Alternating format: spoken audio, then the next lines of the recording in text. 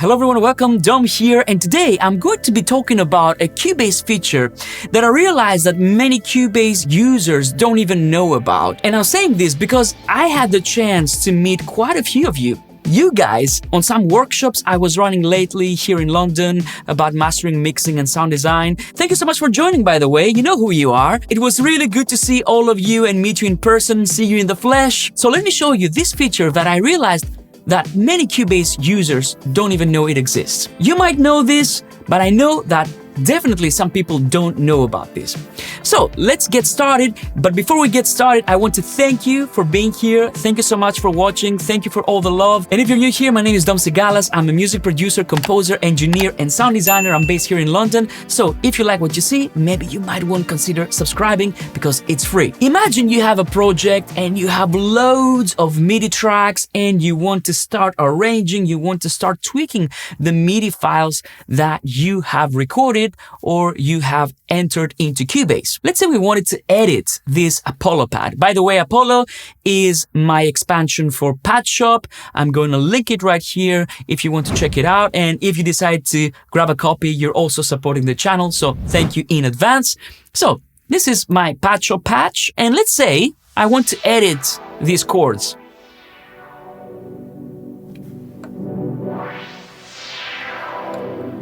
Okay, that's cool.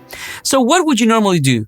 Most people, what they do is they double click and we get the key editor down here, which is great. You know, I use this all the time. Another very cool thing that you can do is you can open the full scale key editor. In my case, I have set a shortcut for this, Control and Enter, and I open this in full view, which is great. This is great if you want to start editing your MIDI in detail. But what about if you want to edit your MIDI in the context of your project window? So if you want to do this, there's an even better way. And sometimes I find that this way works better if you're arranging and you want to see everything that's going on, like everything else, like your drums, your bass, and you want to be in context. So check what you do. You go here to your channel, and you click on this icon right here. See this? It says edit in place. So when you click on this, check what happens. Boom! There we go. This is a MIDI editor that works inside the Cubase project area, which means if I zoom in, I can see exactly where this chord lies compared to my vocals, compared to my drums, compared to all these things. And I can edit right here straight away. So really convenient thing, and I thought that everybody knew this, but I was wrong. I want to show you a few tips in case you don't know them. So if you want to move up and down the octaves, you can just go here. See where my cursor becomes this cross here? I can just go like this, go up and down, and I can move across the octaves. Now, if you drag horizontally, you will zoom in or you can zoom out.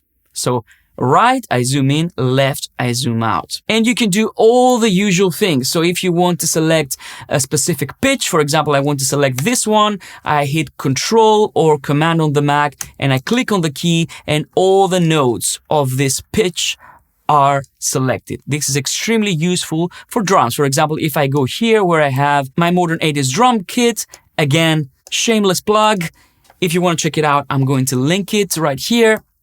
As you can see, maybe I want to select just the kick drums. I can just zoom in a little bit, find my kick drums, and then I hit Control, hold it, and click on C1, and now I've selected all my kick drums. So I can change the velocity, and so on and so forth.